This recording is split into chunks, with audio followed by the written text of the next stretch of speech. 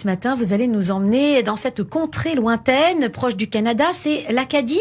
Ah ben c'est non. Alors non. C'est dans le Canada.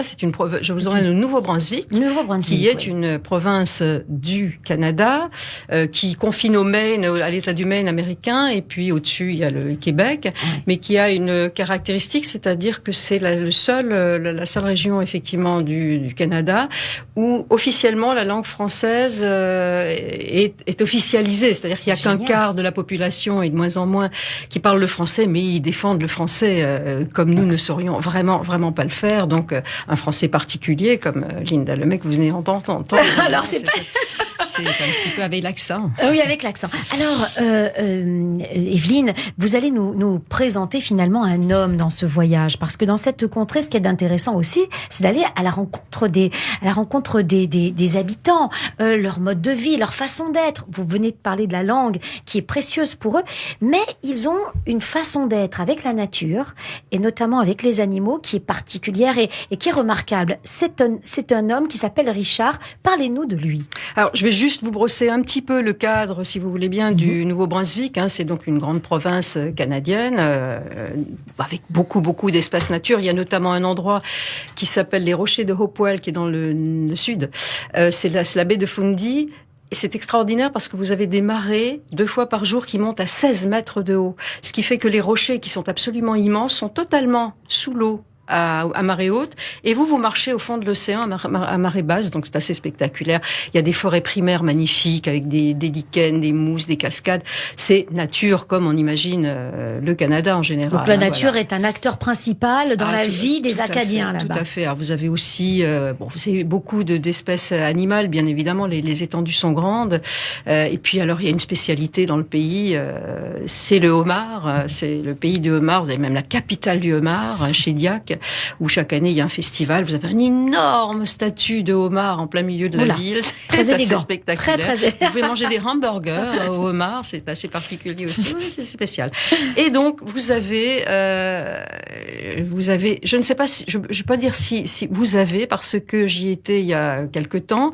J'ai essayé de rejoindre Richard Gogan dont je vais vous parler, et malheureusement, apparemment, j'ai l'impression que il était malade plus ou moins quand je l'avais vu. Son épouse aussi, peut-être ont-ils arrêté l'activité, je n'en sais rien, mais c'est quelque chose d'assez particulier. Donc ça, de quelle activité s'agit-il ? Alors, ce monsieur qui habite une petite maison modeste en bordure de forêt avec sa femme Viviane, c'est un monsieur qui avait une bonne cinquantaine, on va dire.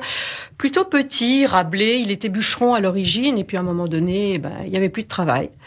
Et je sais pas, une société américaine lui a proposé de guider des chasseurs d'ours, parce qu'il y a des ours dans la forêt, pour les guider pour qu'ils puissent aller chasser l'ours. Et malheureusement, ce brave homme qui avait besoin de vivre, de gagner sa vie, et donc aller avec eux à guider quelques groupes comme ça. Et puis un jour, il y a un monsieur qui il avait tué son ours, et il lui a dit, écoutez, le soir venu, comme son copain n'avait pas encore tué l'ours, Richard l'a emmené dans la forêt sur un praticable qu'il avait fait dans la forêt pour voir des ours, parce qu'on pouvait en voir d'en haut. Et ce monsieur, à la fin de la journée, lui a dit: c'est pas croyable, mais j'ai pris plus de plaisir à regarder vivre les ours avec vous que d'en tuer.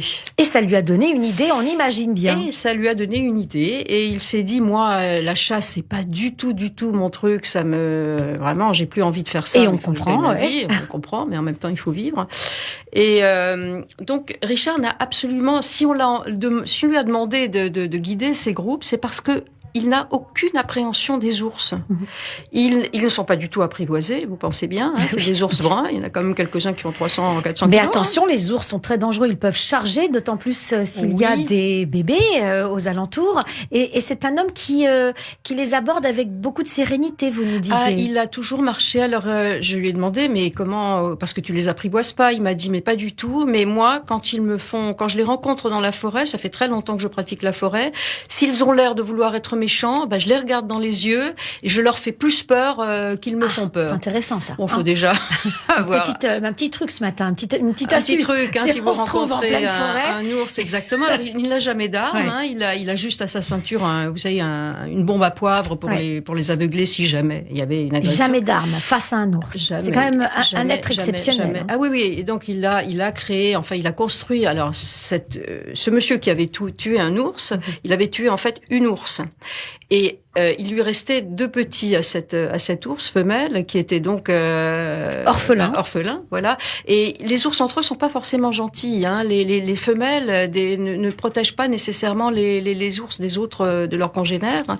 Donc il a effectivement, il s'est dit, je vais le recueillir. Enfin, l'un des deux était resté là, je vais le recueillir. Et puis il m'a dit, quand même, je me suis dit que ma femme, elle va pas trop aimer avoir un ours à la maison. Ouais. Ce qu'on peut comprendre. Ce type d'activité de Richard Coogan, j'imagine qu'il y en a plusieurs pour un touriste qui vient dans cette contrée. Est-ce qu'on peut aller se promener avec Non, pas du tout. Non, il faut pas exagérer. C'est-à-dire qu'il a lui créé dans sa forêt. Donc quand il a ce petit ours, il se rendait compte chaque jour quand il venait dans sa forêt que le petit ours se réfugiait près de sa voiture. Et donc il a voulu l'adopter, mais sa femme voyait peut-être pas ça du même œil. Et puis cet ours est parti. Et 3 ans après, j'étais devenu un adulte, évidemment. Il est revenu et je lui dis, mais comment tu as pu reconnaître un petit ourson et puis le grand ours? Il me dit, il avait un grain de beauté sur le nez. J'ai dit, oui, d'accord. Et il a tourné, il m'a dit, je suis restée debout. Il a tourné autour de moi plusieurs fois et je me suis rendu compte, ça y est, qu'il avait compris que j'étais pas dangereux. Et après, il revenait pas, voilà. Alors, donc, cette contrée qu'on va pouvoir aller visiter, donc le Nouveau-Brunswick, c'est un lieu où quand même on va à la rencontre de la nature. Donc, j'imagine, qu'est-ce qu'on peut donner comme conseil pour celles et ceux qui ont envie de visiter cette partie de l'Acadie? Comment est-ce qu'on va, est-ce qu'il y a des structures qui permettent justement de se promener en forêt et de découvrir des beautés. Oui, bien sûr. Alors les forêts, l'Acadie, c'est en fait toute la bordure nord et est du Nouveau-Brunswick qui est énorme. Tout le reste c'est plutôt anglophone. L'Acadie c'est francophone. C'est le même pays, la même région du Canada. Mais il y a beaucoup d'endroits à voir. Alors effectivement, les rochers de Hopewell, c'est absolument incontournable. Il y a un village français. Alors le drapeau, vous allez le voir partout. Il est bleu, blanc, rouge.